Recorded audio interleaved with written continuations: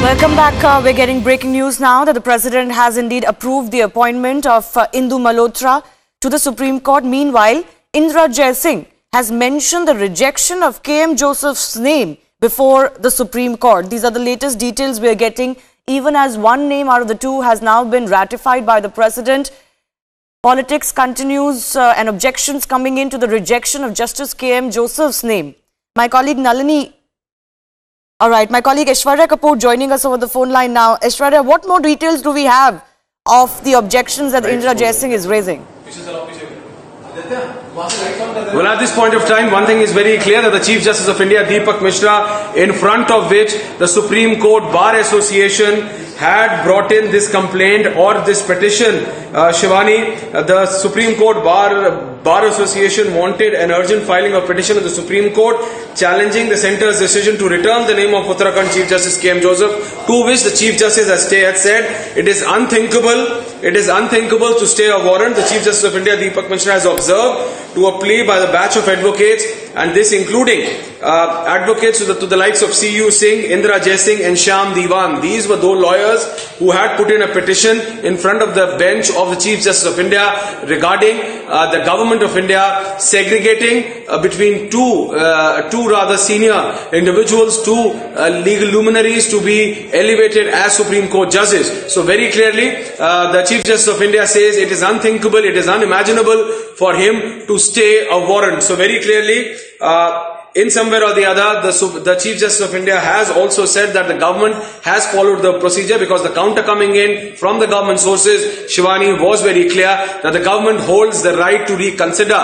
Government holds the right to send it back to the collegium, and that's exactly what has happened. Government is under law. Government is following the constitution and then the parameters of law, and via which government is sending it back for reconsideration to the collegium. We are getting details through my colleague Nalini Sharma that Indra Jaising had in fact, along with a batch of other lawyers, asked the Supreme Court to stay Indu Malhotra's appointment.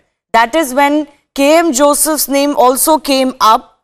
And as you mentioned, Aishwarya, the CJI has refused to do so. He's refused to stay Indu Malhotra's appointment.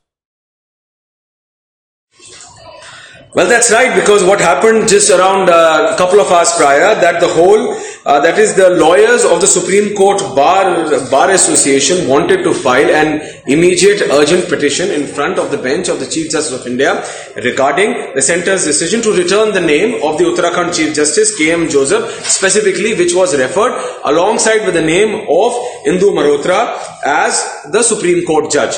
They say that the government should not have segregated and then sent or allowed one name to go through and then stop the other one, to which the government has said, or rather government sources have rather now hit back. We also have the law minister of the country coming on record and giving a reaction to this, that the government is only following the law of reconsideration. It holds the right to reconsider, and it has just sent it back to the collegium for reconsideration. Keeping this in mind, these lawyers had put in an urgent petition in which it was not only Indra Jaising, it was C.U. Singh, Indra Jaising and Shyam Diwan, apart from other lawyers who had put in this petition itself.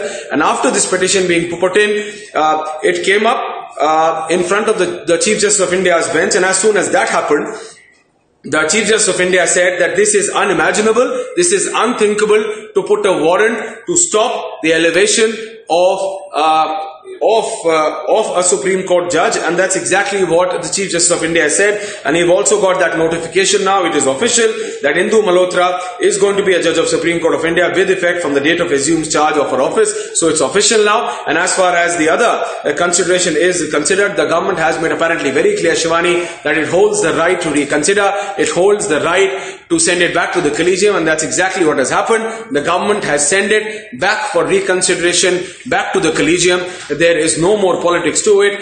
We are seeing a lot of political opposition to it. We are seeing the kind of allegations which are being leveled in onto the government, onto the legal ministry, onto the law ministry, that it is only because of certain decision which was taken by this particular judge in 2016 that the government had segregated these two elevations, these two names, both of which were referred by the collegium itself. But the government says it differs from case to case and it holds the right to send it for reconsideration. This is nothing out of the box. This is nothing out of the law. This is something which is under the parameter of the law, and that's exactly what the government has done.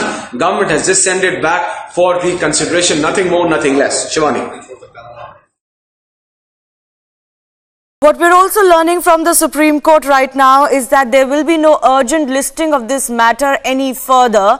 While the CJI has said that there is no staying of the appointment, there will be no urgent hearing in this matter as well. The CJI apparently saying in court that it will come in due course. It is not a priority issue. Let's also listen into what